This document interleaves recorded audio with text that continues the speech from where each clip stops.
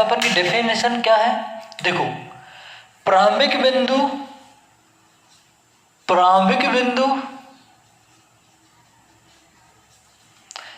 एवं अंतिम बिंदु, प्रारंभिक बिंदु एवं अंतिम बिंदु के बीच की न्यूनतम दूरी, मतलब मिनिमम डिस्टेंस,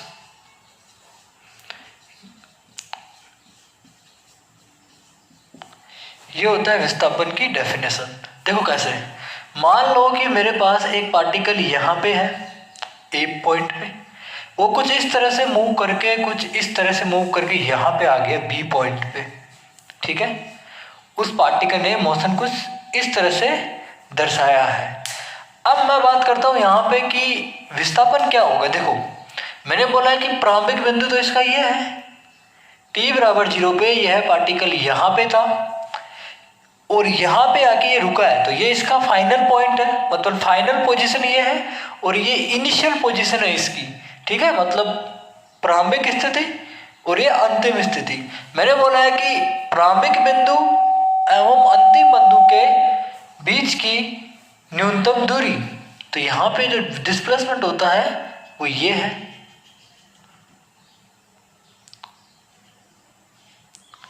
ए से बीच के बीच में। इसको मैं बोलूंगा यहाँ पे विस्थापन, आगे से मैं इसको अब डिस्प्लेसमेंट ही बोलूंगा, ठीक है। अब विस्थापन की डायरेक्शन क्या होगी? विस्थापन की डायरेक्शन बताने के लिए आपको क्या करना है, इनिशियल पोजीशन से फाइनल पोजीशन की ओर जाते हुए एक एरो का निशान लगा देना है। ये जो डायरेक्शन होगी ये विस्थापन की डायरेक्शन हो गई, ठीक है। तो इनिशियल पोजीशन से फाइनल पोजीशन की ओर जाते हुए एरो का निशान लगा देना है, तो ये विस्थापन की डायरेक्शन को हमारे पास शो करेगा, ओके। तो यहाँ पे हो गई विस्थापन की बात हो गई। अब बात करते हैं दूरी की बात। दूरी के बारे में हम बात करते हैं तो देखो, इसको बोला जाता है इंग्लिश में डिस्टेंस, ठीक है। देखो, डिस्टेंस के बारे में बोला जाता है कि ये जो पथ की लंबाई होती है, कि जिस पथ पे हम ट्रेवल करते हैं अर्थात जिस पथ पे हम मूव करते हैं उसकी जो लंबाई है वही क्या कहलाती है, डिस्टेंस कहलाती है। फॉर एग्जांपल के लिए इस वाले एग्जांपल में देखो, ये पार्टिकल यहाँ से मूव करते हुए कुछ यहाँ पे आया था, ठीक है। तो ये तो इसका यहाँ से यहाँ के बीच में डिस्प्लेसमेंट हो गया, मतलब विस्थापन हो गया। और ये जो वाली लेंथ है मेरे पास, इस पथ के द्वारा आया था, मतलब ये मूव तो कुछ इस तरह से कर रहा था, ये यहाँ से ऐसे ऐसे मूव कर रहा था, तो इसकी जो लंबाई है यह लंबाई मेरे पास दूरी कहलाती है। तो दूरी क्या है, पथ की लंबाई है। अब बात करते हैं इनके कुछ सदिश राशि और अदिश राशि के बारे में कि विस्थापन सदिश है या अदिश है। तो देखो, यहाँ पे मैंने इसकी डायरेक्शन बताई है, यहाँ पे मैंने विस्थापन की डायरेक्शन बताई है, तो मैं ये बोल सकता हूँ कि विस्थापन एक सदिश राशि है, विस्थापन एक सदिश राशि है, ठीक है। वेक्टर क्वांटिटी है, इसका मान पॉजिटिव हो सकता है, नेगेटिव हो सकता है और जीरो भी हो सकता है, ठीक है। पॉजिटिव, नेगेटिव और जीरो हो सकता है। लेकिन डिस्टेंस की बात करते हैं, अगर मैं दूरी की बात करता हूँ तो दूरी के बारे में ये बोल सकता हूँ कि ये पॉजिटिव होती है हमेशा और जीरो भी हो सकती है, ठीक है। लेकिन क्योंकि अगर ट्रेवल ही नहीं करे, यहीं पे खड़ा रहे, तो कोई डिस्टेंस ही नहीं ट्रेवल करा उसने। दूसरी चीज ये कि ये अदिश राशि है, ये क्या है, अदिश राशि है। तो दूरी एक अदिश राशि है और विस्थापन एक सदिश राशि है, जिसका मान पॉजिटिव हो सकता है, नेगेटिव हो सकता है और जीरो हो सकता है। जीरो कैसे, मान लो कोई पार्टिकल यहाँ से स्टार्ट होता है और कुछ इस तरह से मूव करते हुए वापस इसी पोजीशन पे आ जाता है, ओके। तो मैं ये बोल सकता हूँ कि यहाँ पे कि वापस यहीं पे आ गया, इसका इनिशियल पोजीशन भी यही था और फाइनल पोजीशन भी इसका यही था, ठीक है। इसका जो प्रारंभिक बिंदु था वो भी यही है और अंतिम बिंदु भी यही है। तो मैं यहाँ पे ये बोल सकता हूँ कि विस्थापन इस पार्टिकल का कितना होगा, जीरो होगा, अर्थात डिस्प्लेसमेंट क्या होगा इसका, 0 होगा। अब बात करता हूं मैं दूरी की। मान लो कि एक सर्कल पाथ पे मूव कर रहा था और इसकी रेडियस r है, तो दूरी क्या हुआ करती थी, पथ की लंबाई। अब इसका पाथ तो ये है, कुछ इस तरह से मूव कर रहा था, तो पथ तो ये है इसका, इसकी लंबाई कितनी होगी, 2πr होगी। इसकी लंबाई कितनी होगी, 2πr होगी। तो यहाँ पे हमने जाना कि विस्थापन क्या होता है और दूरी क्या होती है। अब मैं चाहूँ तो आपको इसको विस्थापन को एक वेक्टर फॉर्म में भी रिप्रेजेंट कर सकता हूँ, ठीक है, लेकिन उसमें हमारे पास यहाँ पे समय नहीं है।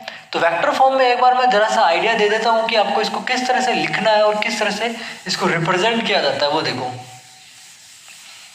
एक छोटा सा आइडिया है यहाँ पे। देखो, मान लो कि मेरे पास ये कोई फ्रेम है, y एक्सिस है, ये x एक्सिस है और ये z एक्सिस है, ठीक है।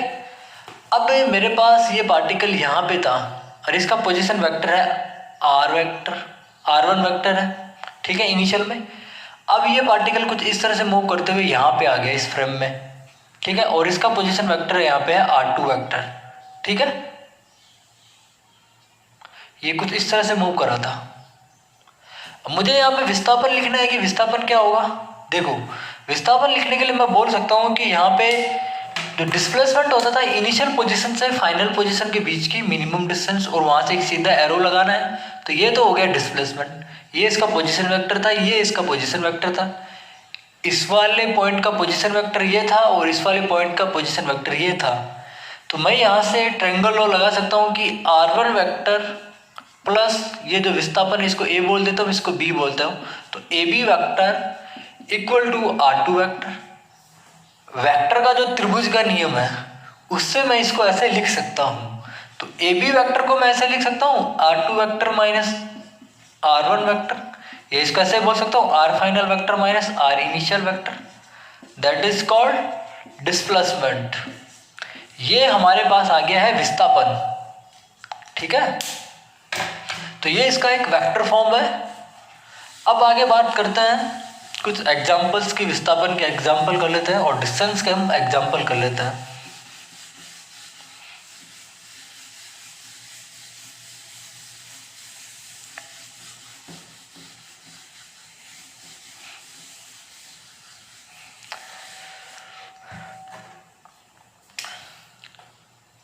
एक एग्जांपल है मेरे पास, एक पार्टिकल मूव करता है यहाँ से 1 मीटर, फिर उसके बाद ये मूव करता है ऐसे 2 मीटर, फिर उसके बाद इधर आता है ये 3 मीटर, फिर इसके बाद ये नीचे जाता है ये पार्टिकल 4 मीटर, फिर इसके बाद ये इधर आता है 5 मीटर, इसके बाद वापस ऊपर जाता है ये 6 मीटर, और इधर आता है ये 7 मीटर, और नीचे आता है ये 8 मीटर, ठीक है। और ये इसका फाइनल पॉइंट है, बी पॉइंट और ए पॉइंट। सवाल आपके पास ये है कि ए से बी में जब ये मूव करता है तो उस कंडीशन में इसका विस्थापन कितना होगा और इसकी दूरी कितनी होगी, वो मुझे बतानी है, ठीक है। तो सवाल यहाँ पे सिंपल है। दूरी तो मैं बता सकता हूँ कि इस पथ की जो लंबाई होगी वही क्या होगी, दूरी होगी, ठीक है। एक बार वीडियो रोक के आप सॉल्व कीजिएगा इसको। अब मैं बात करता हूँ यहाँ पे डिस्प्लेसमेंट की, डिस्प्लेसमेंट कितना होगा। देखो, यहाँ से यहाँ 1 मीटर जाता है ये डिस्प्लेसमेंट। क्या होता है, पहली बात तो ये देखो, इनिशियल पोजीशन से फाइनल पोजीशन के बीच की मिनिमम डिस्टेंस ये, ठीक है। इनिशियल पोजीशन से फाइनल पोजीशन के बीच की मिनिमम डिस्टेंस ये, ओके, इतना हो गया हमारे पास। अब मैं क्या करता हूँ, डिस्प्लेसमेंट की डायरेक्शन इधर की तरफ होगी, इनिशियल पोजीशन से फाइनल पोजीशन की ओर जाते हुए एक एरो का निशान लगाना है, ठीक है। अब क्या करो, अंदर ही अंदर एक यहाँ पे एक त्रिभुज बना लो, क्योंकि मुझे ये वाली डिस्टेंस पता करनी है, तो यहाँ से मैं एक त्रिभुज बना रहा हूँ, ठीक है। ये त्रिभुज बना लिया मैंने, यहाँ पे दिखाई दे रहा है आपको, ठीक है। अब मुझे ये वाली डिस्टेंस पता चल जाए और ये वाली पता चल जाए, तो ये तो मुझे आराम से पता चल ही जाएगी। तो ये वाली मैं पता कर सकता हूँ, क्यों देखो, ये टोटल यहाँ पे पहले इसको सॉल्व करते हैं कि ये वाली कितनी होगी। देखो, ये टोटल कितनी है 4 और ये कितनी है 2, तो ये नीचे कितनी बची, 2 ही तो बची। अब देखो यहाँ पे ये टोटल कितनी है 6 और ये टोटल कितनी है 8, तो ये कितनी बचेगी? 2 ही तो बचेगी, क्योंकि ये वाली टोटल कितनी है? 6 और ये 8 है, तो ये नीचे वाला एरिया ही तो कवर करना है मुझे, ये तो ये 2 मीटर की होगी। ठीक है, तो ओवरऑल ये तो 4 हो गया मेरे पास, यहाँ से कितना हो गया? ये 4 हो गया। ओके, अब मैं बात करता हूँ नीचे वाले डिस्टेंस की। तो सबसे पहले मैं ये वाला डिस्टेंस कवर कर लेता हूँ कि ये वाला डिस्टेंस कितना होगा। तो ये वाला डिस्टेंस जो मेरे पास होगा, देखो ये 3 मीटर, ये 1 मीटर, तो ये 2 मीटर हो गया। यहाँ से लेके यहाँ तक का तो 2 मीटर हो गया। अब इस वाले डिस्टेंस की मैं बात करता हूँ, तो ये 5 है, ये टोटल 7 है, तो ये कितना होगा? 2 मीटर। तो ओवरऑल ये कितना हो गया? 4 और ये 4, तो ये कितना होगा? 4√2 होगा। पाइथागोरस थ्योरम लगा सकते हो अब तो आराम से, यहाँ पे पाइथागोरस थ्योरम लगा सकते हो। ये 4, तो यहाँ पे कितना होगा? 4 का स्क्वायर प्लस 4 का स्क्वायर। ओके, तो ये हम सोल्व कर सकते हैं इसको। यहाँ पे आगे बढ़ते हैं, अब बात करते हैं, यहाँ पे हम दूरी की बात कर चुके हैं, विस्थापन की बात कर चुके हैं। तो एक पॉइंट लिख लो कि जो विस्थापन होता है, जो विस्थापन का मान होता है, वो एक दूरी से छोटा या बराबर हो सकता है। विस्थापन का जो वैल्यू होता है वो दूरी से छोटा या बराबर हो सकता है। ठीक है, ये पॉइंट लिख लेना एक तो। अब आगे बढ़ते हैं, हम बात करते हैं यहाँ पे विस्थापन हो गया हमारे पास। एक एग्जांपल और कर सकते हो आप, खुद ही कर लेना इसको। एक सर्कल है और कुछ इस तरह से मैं इसको डिवाइड कर रहा हूँ। यहाँ पे एक पार्टिकल यहाँ से मूव करता है ए पॉइंट से, फिर बी पे आता है, फिर इस तरह से कुछ मूव करता हुआ वो ओ पॉइंट पे आता है, फिर इस तरह से मूव करता हुआ सी पॉइंट पे जाता है, फिर इस तरह से मूव करता हुआ वो डी पॉइंट पे आता है। ठीक है, ये इसका पाथ दे रखा है। अब आपको पूछा है कि ए से बी में आपको क्या बताना है। यहाँ पे डिस्टेंस लिख लो और इधर लिख लो विस्थापन लिख लो। ठीक है, ए से बी में बताना है आपको, पार्टिकल जब मूव करता है। ए से ओ में बताना है और बी से ओ में बताना है और ए से डी में बताना है और ओ से डी में बताना है। तो सिंपल एग्जांपल एक बार खुद ट्राई कीजिएगा।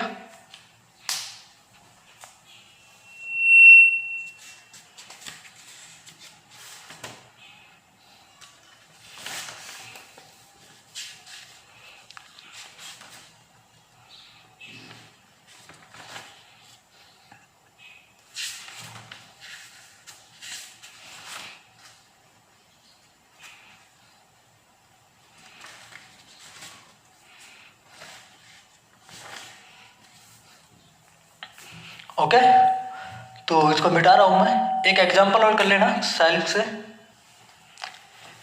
एक यहां से मूव करता है एक पार्टिकल 3, इधर 4 मीटर, और ऊपर वाले को मैं मिटा रहा हूं यहाँ पे।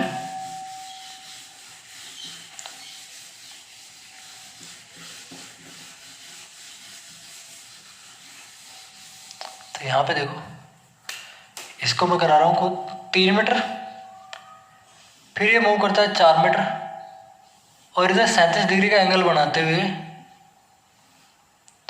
ये मूव करता है 5 मीटर। ये है पॉइंट मेरे पास P और ये है पॉइंट Q, और कुछ इस तरह से ये पार्टिकल मूव करता है। मतलब एक पार्टिकल कुछ इस तरह से गतिशील है, तो आपको P से Q के बीच में इसका कितना डिस्प्लेसमेंट होगा वो बताना है, और P से Q के बीच की डिस्टेंस जो कि सिंपल है, दूरी क्या होती है? पथ की लंबाई होती है, और पथ की लंबाई तो आपको सीधा सीधा पता ही है कि 3, 4, 7 और 5, यहाँ पे कितने हो गए? 12 हो गए। तो मैं बात करता हूँ P की। P और Q के बीच में जो डिस्प्लेसमेंट होगा वो क्या होगा? देखो, डिस्प्लेसमेंट फाइंड करने के लिए मुझे क्या करना पड़ेगा? यहाँ पे इनिशियल पोजीशन क्या है मेरी? ये है, इसको मार्क कर लो। फाइनल पोजीशन को मार्क कर लो। हमें केवल इनिशियल पोजीशन और फाइनल पोजीशन से मतलब है। कुछ लोग ये करेंगे कि इसको यहाँ से मैच करा देंगे, ये वाली कंडीशन मत लगा देना यहाँ पे, क्योंकि ये 37 डिग्री का एंगल है, और यहाँ पे जब ये एंगल निकालोगे तो ये tan theta is equal to 4/3, जबकि ये tan थीटा इक्वल टू कितना है? 3/4 है। तो ये वाली गलती यहाँ पे नहीं करना है आपको। तो करना है क्या है आपको, इनिशियल पोजीशन आपको पता है, फाइनल पोजीशन पता है, तो यहाँ से अंदर ही अंदर एक ये हो गया मेरे पास डिस्प्लेसमेंट। डिस्प्लेसमेंट की डायरेक्शन इनिशियल पोजीशन से फाइनल पोजीशन की ओर जाते हुए एक एरो का निशान लगा दो, ठीक है। ये मेरे पास डिस्प्लेसमेंट की डायरेक्शन आ चुकी है। अब मुझे ये वाली डिस्टेंस पता करनी है, तो मैं क्या करता हूँ, अंदर ही अंदर यहाँ पे एक ट्रायंगल ड्रॉ कर लेता हूँ, एक त्रिभुज ड्रॉ कर लेता हूँ। एक त्रिभुज यहाँ पे ये वाला ड्रॉ कर लेता हूँ मैं, और एक त्रिभुज ये वाला ड्रॉ यहाँ पे, मतलब एक त्रिभुज एक ही है, एक लाइन ड्रॉ कर रही है मैंने यहाँ पे। अब ये समकोण त्रिभुज है। अब सिंपल चीज है यहाँ पे, अगर मुझे ये पता चल जाए, ये पता चल जाए, तो ये तो मैं पाइथागोरस थ्योरम से पता कर ही सकता हूँ।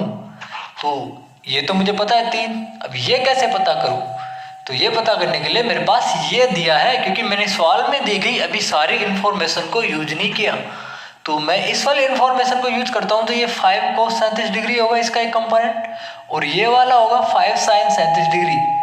सिंपल त्रिभुज के नियम लगाना है। साइन थीटा इक्वल टू क्या होता है, यहाँ पे लंबवत एक करण होता है, तो आपके पास ये पता करना था, और ये आपको दे रखा है तो इसको इधर भेज दो, ठीक है। साइन 37 3/5 होता है, जो फेमस वैल्यू है, जो सबको याद रहती है ये। तो यहाँ से ये कितना होगा, 4 होगा, और यहाँ से ये कितना, टोटल ये वाली डिस्टेंस तो मुझे 4 पता ही है, ये 4 होगा तो ये 3 होगा। यहाँ पे सॉल्व करने पे 3/5, तो 5 से 5 उड़ा दो, यहाँ पे बचेगा मेरे पास 3, ठीक है। तो ये टोटल कितना हो गया, ओवरऑल मेरे पास 7 हो गया। ये नीचे टोटल मेरे पास ओवरऑल 7 हो गया। पाइथागोरस थ्योरम यहाँ पे आप यूज कर सकते हो कि यहाँ से लेके ये 7 7, तो ये 7√2 हो जाएगा। क्यों, जिनको नहीं पता है वो देख लो, इसका स्क्वायर इसका स्क्वायर, आगे सॉल्व कर लेना, ठीक है। अब आगे बढ़ते हैं, हम बात करेंगे अब औसत वेग की बात करेंगे, फिर इसके बाद हम बात करेंगे औसत चाल की बात करेंगे, फिर तात्क्षणिक वेग की बात करेंगे, फिर तात्क्षणिक त्वरण की बात करेंगे।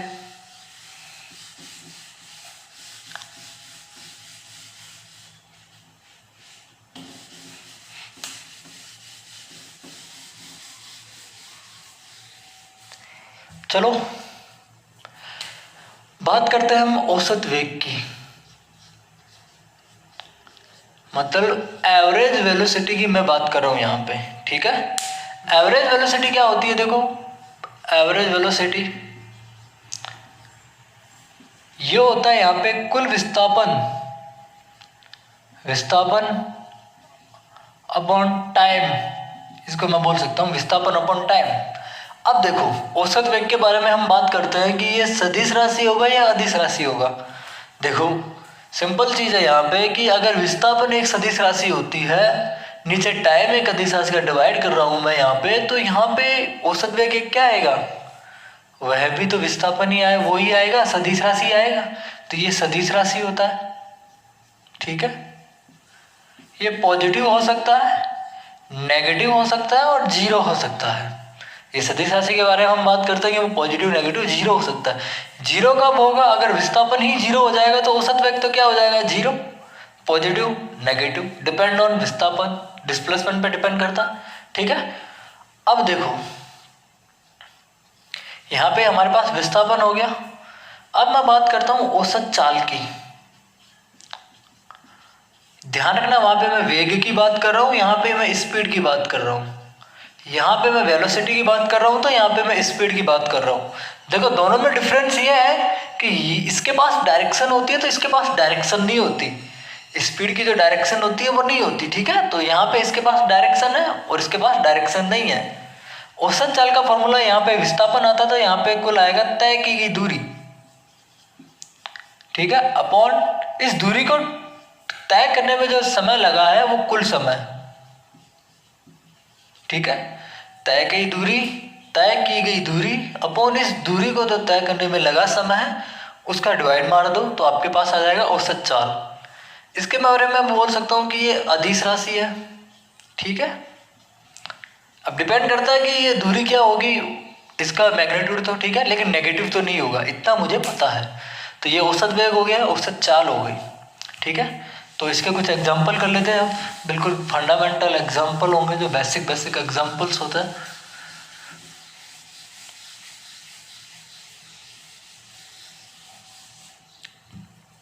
शुरू करता हूँ मैं। ये ठीक है, ये ए पॉइंट है और ये बी पॉइंट है। ठीक, एक बंदा यहाँ से चलता है बिल्कुल 1D मोशन 20 मीटर पर सेकंड से, और वापस इधर की तरफ आता है ये इसी पॉइंट पे 30 मीटर पर सेकंड से। ठीक है, तो आपको बताना है यहाँ पे कि एवरेज वेलोसिटी कितनी होगी, मतलब औसत वेग क्या होगा, और आपको बताना है यहाँ पे औसत चाल। ठीक है, कुछ लोग क्या होता है कि ऐसे कर देता है कि v1 plus v2/2 this is average, this is wrong. Physics में एक ही फॉर्मूला होता है औसत वेग का, विस्थापन अपॉन टाइम। ठीक है, कुल विस्थापन अपॉन टाइम, औसत चाल का एक ही फॉर्मूला होता है, तय की गई दूरी अपॉन टोटल टाइम। तो ये वाली हरकतें नहीं करना है कि आपको ये v1 v2 दे रखा है, नीचे टोटल जितने नंबर है उसका डिवाइड मार दो, तो ये वाली हरकतें नहीं करनी है यहाँ पे। तो औसत वेग के बारे में बात करता हूँ तो मैं देखो, ये पार्टिकल यहीं से स्टार्ट हुआ था t बराबर 0 पे, और किसी समय t पे वापस यहीं पे आ गया, तो इसका इनिशियल कंडीशन भी एक ही है और फाइनल कंडीशन भी एक ही है। तो मैं ये बोल सकता हूँ कि इस केस में विस्थापन 0 होगा तो ये एवरेज वेलोसिटी भी 0 होगी। ठीक है, मैं बात करता हूँ औसत चाल की। औसत चाल का फॉर्मूला फिजिक्स में एक ही हुआ करता है, तय की गई दूरी अपॉन टोटल टाइम। ये एक की फॉर्मूला होता है फिजिक्स में औसत चाल का, इसके अलावा कोई और फॉर्मूला नहीं होता है, कोई एवरेज लेने वाला मेथड नहीं होता है यहाँ पे कि इसका लो नीचे फिर डिवाइड कर दो v1 plus v2 plus v3, नीचे जितने हैं उतनी का डिवाइड कर दो, ऐसा कुछ फॉर्मूला नहीं होता है, केवल यही फॉर्मूला होता है। तो देखो, तय की दूरी, यहाँ पे दूरी नहीं दे रखा है हमें, तो मैं क्या मानता हूँ, इसको x मान लेता हूँ कि ये वाली a से b के बीच में मेरे पास जो डिस्टेंस है वो है x, और b से लेके वापस x। तो देखो डिस्टेंस कितनी ट्रेवल करी इसने, कितना डिस्टेंस इसने तय किया, देखो x तो ये, और वापस आया तो भी तो x, तो कितना हो गया टोटल डिस्टेंस 2x। अब टोटल टाइम पता करना है मुझे, तो देखो समय बराबर क्या होता है, दूरी बटे चाल, यहां से 20 तो x अपॉन 20। टोटल समय देखो, एक तो ये वाला t1 और ये वाला t2, तो t1 मेरे पास क्या आ गया x अपॉन 20, t2 कितना आ गया x अपॉन 30। सवाल यहाँ पे ही खत्म हो चुका है। अब इसको सॉल्व करना है, जो खुद को करना है, मैथ के स्टूडेंट हो तो आप खुद सॉल्व कर सकते हो उसको। तो आगे बढ़ते हैं, सेम एग्जांपल है इसी तरह का, लेकिन उसमें कुछ क्या है कि बीच में दे रखा है मुझे, तो आपको एवरेज डिस्प्लेसमेंट वहीं पे भी ज्ञात करना है, और एवरेज वेलोसिटी और एवरेज स्पीड आपको वहां पे ज्ञात करनी है। तो देखो सवाल ये है आपके पास, ये A है, ये B पॉइंट है, एक पार्टिकल यहाँ पे है, वह पार्टिकल यहाँ जब आता है यहाँ से तो v1 स्पीड से, जब आधी डिस्टेंस ट्रेवल कर लेता है, ये C पॉइंट है, यहाँ से अपनी स्पीड बदल लेता है, वो कर लेता है v2। ठीक है, और यहाँ पे आ जाता है, समझ रहे हो आप कि यहाँ से लेके यहाँ तक तो ये v1 स्पीड से आता है, और यहाँ से लेके यहाँ तक ये v2 स्पीड से आता है। और आपको दिया है कि AC इक्वल टू CB, मतलब जो C है एक मिड पॉइंट है, मतलब इनका मध्य बिंदु है। तो आपको क्या करना है कि t बराबर 0 से पार्टिकल यहाँ से स्टार्ट हुआ था, किसी समय t पे, वहाँ पे B पे पहुँच गया है, तो इस दौरान इसकी जो औसत वेग है वो क्या होगी, और आपको ज्ञात करना है एक औसत चाल, average velocity and average speed. Average velocity एक बार ज्ञात करो, ट्राई करो खुद। एवरेज वेलोसिटी की मैं बात करता हूं यहाँ पे, तो देखो डिस्प्लेसमेंट ये x मान लेता हूं इसको, तो ये भी x ही होगा। क्यों, अरे भाई सेम डिस्टेंस है, अगर AC को मैंने x माना तो CB तो क्या होगा, x होगा, क्योंकि यहाँ पे मेरे को कुछ भी नहीं दिया गया है, तो मैं मान लेता हूँ, मानने में क्या जाता है।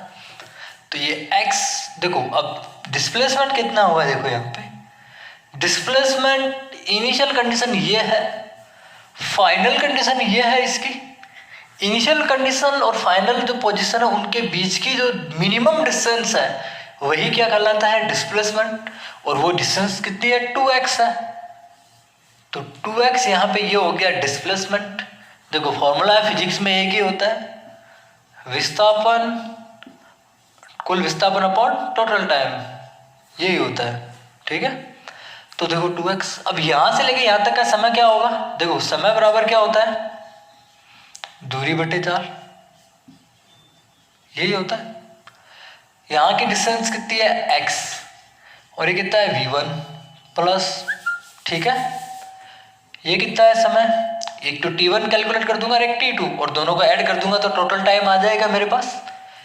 ये वाला डिस्टेंस कितना है x और ये वाला समय कितना है v2, ठीक है।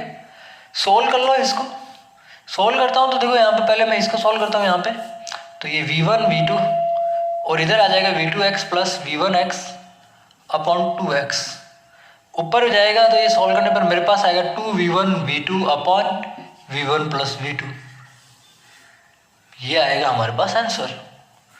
तो ये वाली हरकत नहीं करना है आपको कि v1 plus v2 upon by 2 this is औसत वेग, नहीं ऐसा नहीं करना है हमें। अब मैं बात करता हूँ औसत चाल की, तो इस केस में औसत चाल भी औसत वेग के बराबर होगी। तो एक पॉइंट लिख लो कि औसत वेग, औसत जो वेग होता है, औसत वेग वो लेस देन इक्वल टू होता है औसत दूरी के। पिछले वाले केस में मेरे पास औसत वेग 0 आ रहा था लेकिन दूरी कुछ ज्यादा आ रही थी, इस वाले केस में यहाँ पे दोनों बराबर आ रहे हैं। तो ये वाला पॉइंट लिख लेना कि औसत वेग लेस देन इक्वल टू औसत दूरी, ओके। अब एक सेम सवाल अगर मैं यहाँ पे कराता हूँ कि अगर ये यहाँ से लेके यहाँ तक का डिस्टेंस ट्रेवल करता है v1 स्पीड से और वो समय इसको यहाँ पे लग जाता है t, अगर ये जो बची हुई दूरी है x, इस x को अगर वो बोल देता है कि डिवाइड कर दो एक तो x/2 में और एक x/2 में, तो इन्होंने बोला कि अगर ये यहाँ से x/2 के बीच में आता है तो ये जो डिस्टेंस ट्रेवल करता है वह है v2 स्पीड से और ये है v3 स्पीड से। अब इस केस में आपको औसत वेग और औसत चाल बतानी है, तो कुछ नहीं, सिंपल है, टोटल डिस्टेंस आपके पास अभी भी 2x ही रहेगा, बस फर्क इतना पड़ेगा कि आपको ये वाला टाइम और पता कर लो और ये वाला टाइम और पता कर लो, सवाल खत्म। कि बचे हुए जो समय है, देखो यहाँ तक तो ये था और बची हुई आधी दूरी इतने में और इतने में और आधे समय में करता है ये, तो सवाल यहाँ पे खत्म हो चुका है।